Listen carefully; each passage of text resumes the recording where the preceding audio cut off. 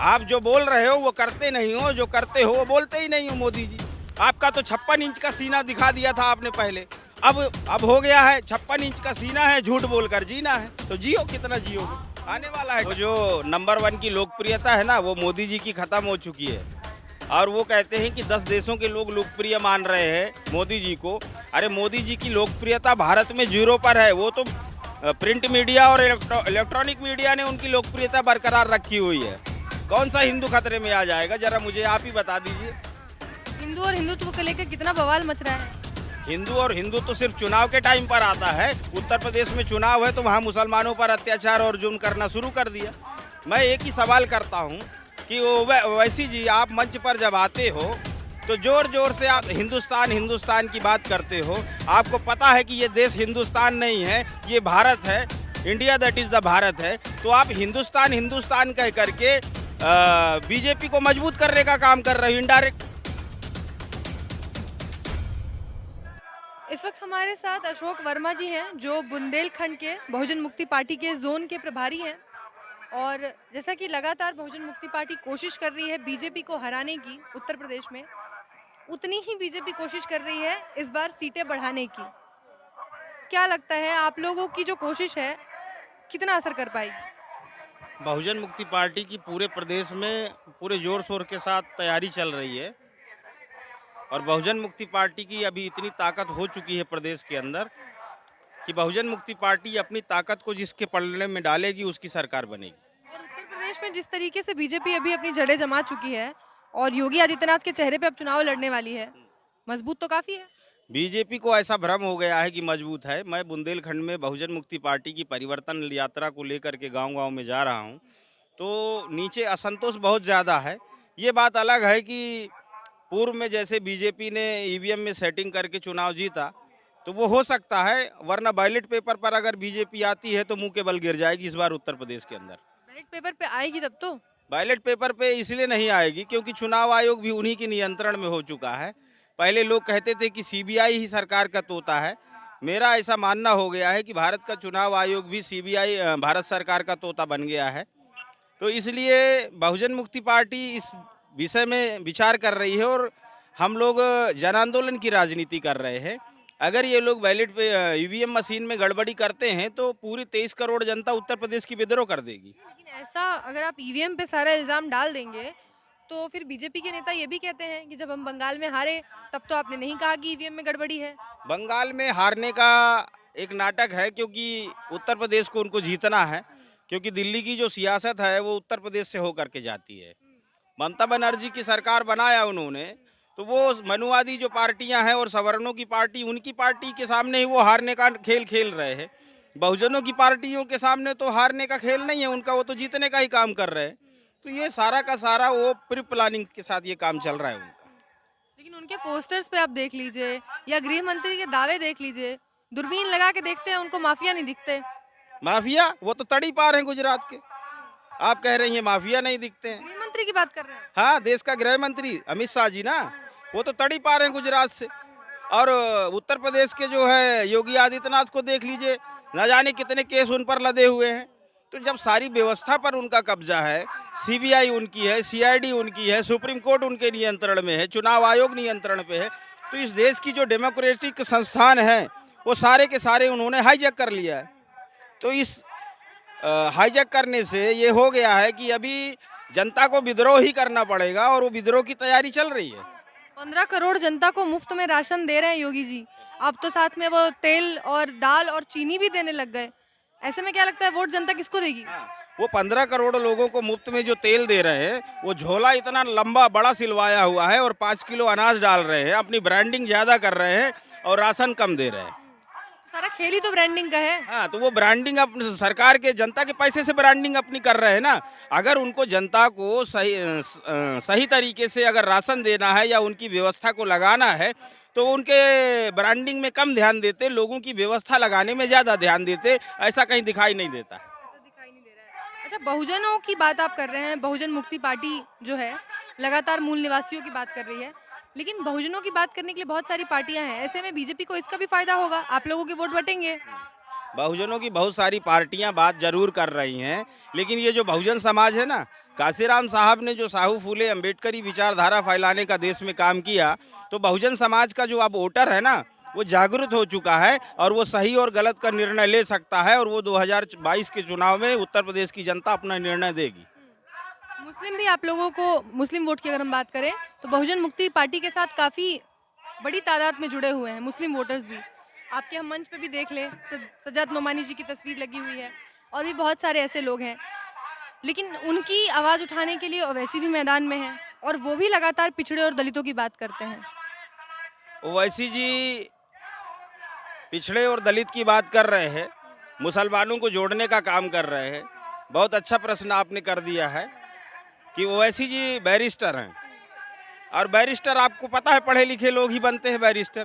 मैं एक ही सवाल करता हूं कि ओवैसी जी आप मंच पर जब आते हो तो जोर जोर से आप हिंदू हिंदू की बात करते हो और आपको ये पता हिंदुस्तान हिंदुस्तान की बात करते हो। आपको पता है कि ये देश हिंदुस्तान नहीं है, ये भारत है, India that is the Bharat है। तो आप हिंदुस्तान हिंदुस्तान कह करके बीजेपी को मजबूत करने का काम कर रहे हो, इनडायरेक्टली बीजेपी का काम कर रहे हो आप। तो ओवैसी जी ये लोग सब जानते हैं। अगर आपको बहुजनों की बात करना है तो भारत की बात करो, यहाँ की SC ST OBC माइनॉरिटीज़ की बात करो। ये तो सोशल पोलराइजेशन करने का काम कर रहे हैं ओवैसी जी। मतलब आप ओवैसी पे इल्जाम लगा रहे हैं कि वो बीजेपी को फायदा पहुंचा रहे हैं? बिल्कुल पहुंचा रहे हैं, पढ़े लिखे आदमी होकर के फायदा पहुंचा रहे हो। हिंदुस्तान कहने का क्या मतलब है? हिंदुस्तान की पॉलिसी तो RSS की पॉलिसी है, वो इसको हिंदुस्तान बनाने में तुले हुए हैं और ओवैसी जी भी नारा लगा रहे हैं और लोगों के ब्रेन में ये डाल रहे हैं हिंदुस्तान हिंदुस्तान कह के। तो इनडायरेक्टली तो वो बीजेपी को फायदा पहुंचाने का काम कर रहे हैं ना, हिंदू और मुसलमान के नाम पर पोलराइजेशन करने का काम कर रहे हैं। ऐसे तो बहुत सारी पार्टियों पे इल्जाम लगते हैं कि बी टीम है और पता नहीं क्या क्या। वो लोग लगाते हैं जिनको जो जैसी समझ में आ रहा है, लेकिन हमें ये दिखाई दे रहा है कि ये जो हिंदुस्तान का नारा लगा रहे हैं वो तेजी के साथ, ये गलत है और वो हिंदू और मुसलमान के नाम पर पोलराइजेशन का करने का काम कर रहे हैं। इसलिए कि SC ST तो हिंदू के नाम पर हो जाएगा जब वो हिंदुस्तान का नारा लगाएंगे और मुसलमानों को अपने खेमे में लाने का काम कर रहे हैं, लेकिन ऐसा होने वाला नहीं है। कौन सा हिंदू खतरे में आ जाएगा, जरा मुझे आप ही बता दीजिए। हिंदू और हिंदुत्व को लेकर कितना बवाल मच रहा है।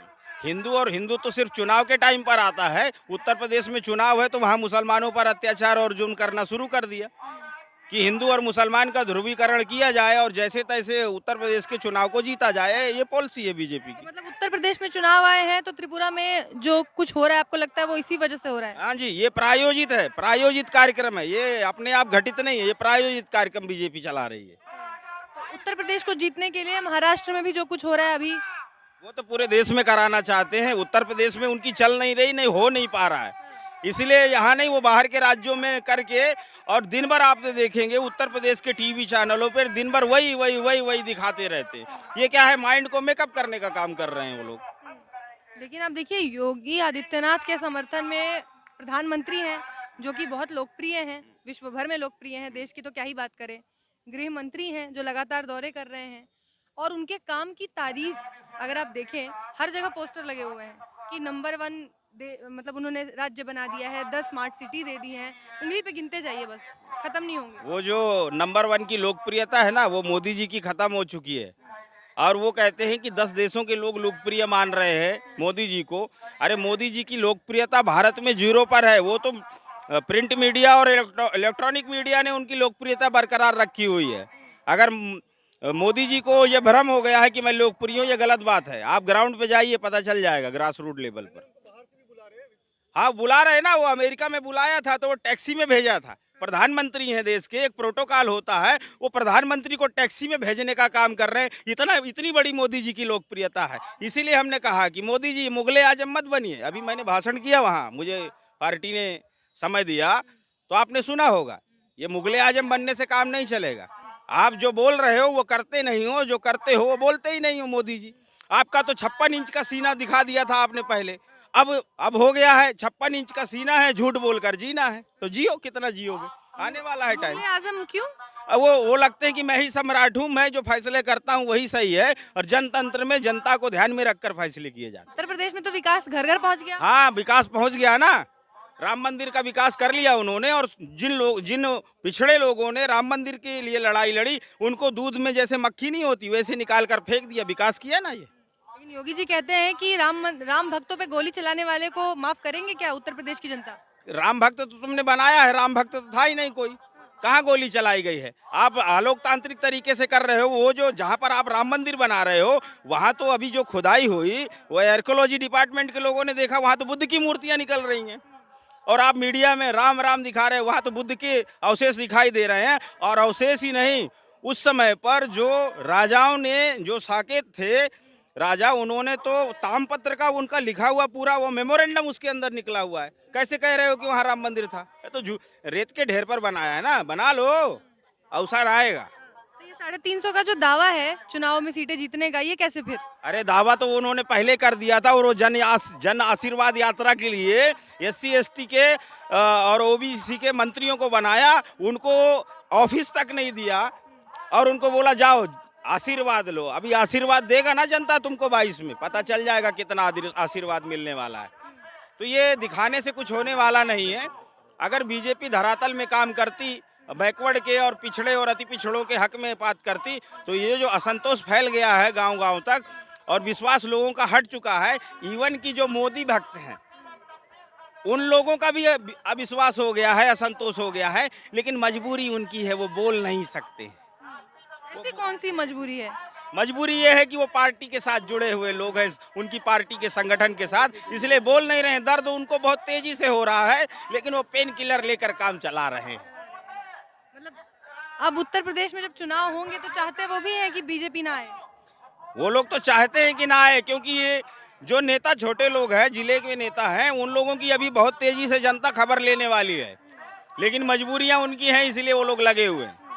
जन आशीर्वाद रैली का आप जिक्र कर रहे थे, यानी कि आपने कहा कि कैबिनेट में, मोदी कैबिनेट में जितने ST SC OBC समाज के मंत्री बनाए गए वो सब चुनाव के मद्देनजर? हाँ, चुनाव को ध्यान में रखकर और उन जातियों को नेता का दिखा करके भौकाल उन जातियों को जोड़ने का है। इसलिए उन्होंने 25 से 26 जातियों के नेताओं को मंत्री बनाने का काम किया। जब चुनाव सर पर आया तब मंत्री बनाया, उनको एक ऑफिस तक नहीं दिया और डायरेक्ट बोला जाओ जन आशीर्वाद यात्रा ले के जाओ। तो मोदी जी, ये जो आप खेल खेल रहे हो ये जनता समझ रही है। अभी ये टेक्नोलॉजी का जमाना है, अभी संदेश बहुत तेजी के साथ जाते हैं। लेकिन वर्मा जी, एक चीज आपने नोटिस की होगी कि OBC जो जातियां हैं उनको 39 नई OBC जातियों में बांट दिया है योगी आदित्यनाथ ने। अब इसका फायदा भी लेंगे वो चुनाव में? हाँ, वो तोड़ने का ही काम कर, बीजेपी की नीति ही तोड़ने की है, जोड़ने की थोड़ी है। जोड़ने की होती तो ये देश एक राष्ट्र बन गया होता। ये भारत देश आज तक एक राष्ट्र नहीं बन पाया।